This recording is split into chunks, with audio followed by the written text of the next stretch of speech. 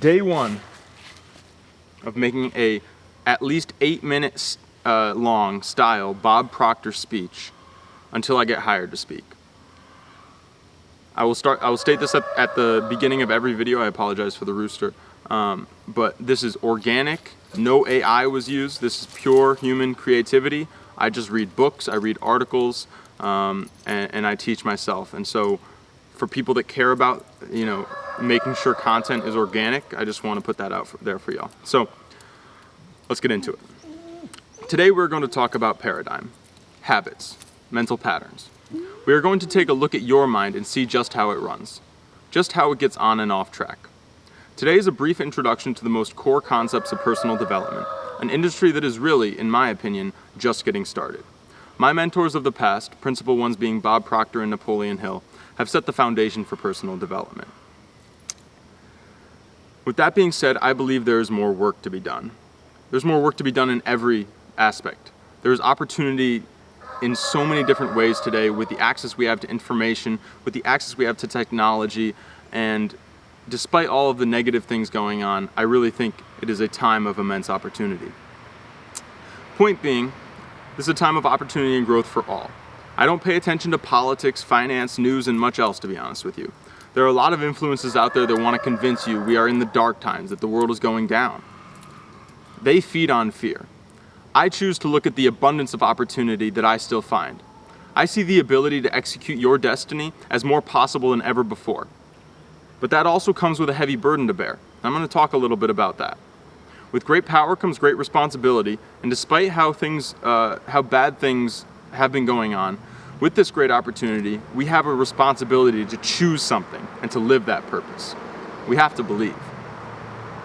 This message is about decision in the world we live in today. See, we live in a world of such abundant opportunity that we psych ourselves out. We start to play games with ourselves. We start to become victims to outside circumstances. We start to believe in the dark side of ourselves. Rather, we start to doubt, if we ever believed in the first place, the power of our mind. We start to say things like, too many people out there already do that. If I had some money, maybe I could compete in that space. If I wasn't dealing with all this stuff, then I could do that. People, you're dealing with deciding what your purpose is.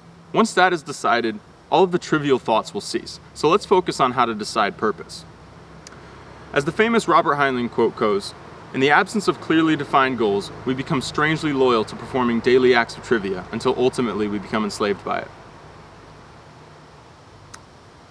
He said that many decades ago, and since he said that, the world has only become more conducive to individuals having an absence of clearly defined goals. It is extremely hard to create clearly defined goals in an environment where it seems like there's infinite to do, yet everything is also being competed with at the same time. Everything is down to, there's no margin anywhere, And this is an interesting thing, but again, I believe there's opportunity, and I'm going to explain here right now. Once you choose the purpose, you don't got to worry about the competition, baby.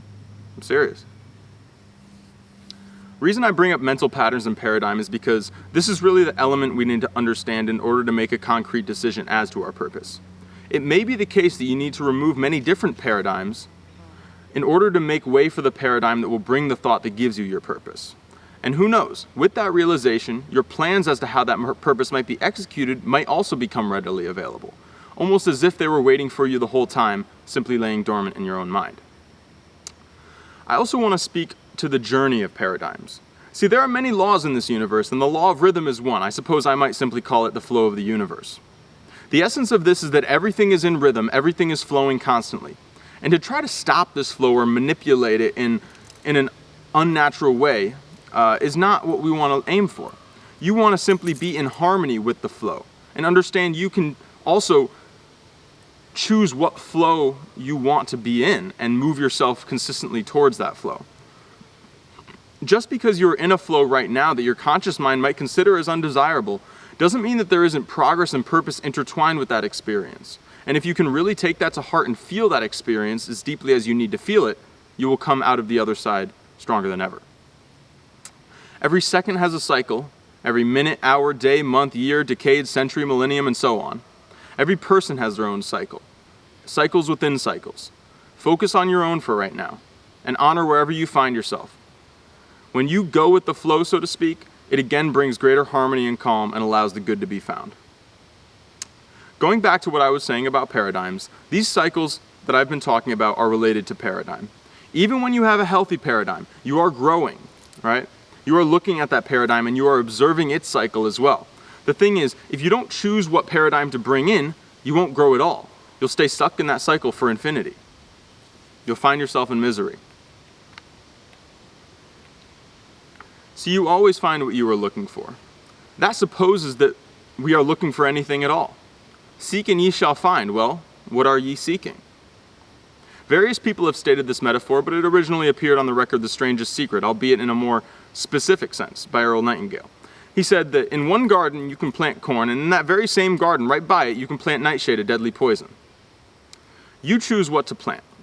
Now, what I'm talking about here is, what about when we have no idea what we actually want to plant? We might not even have an idea as to what healthy plants to plant are. You know?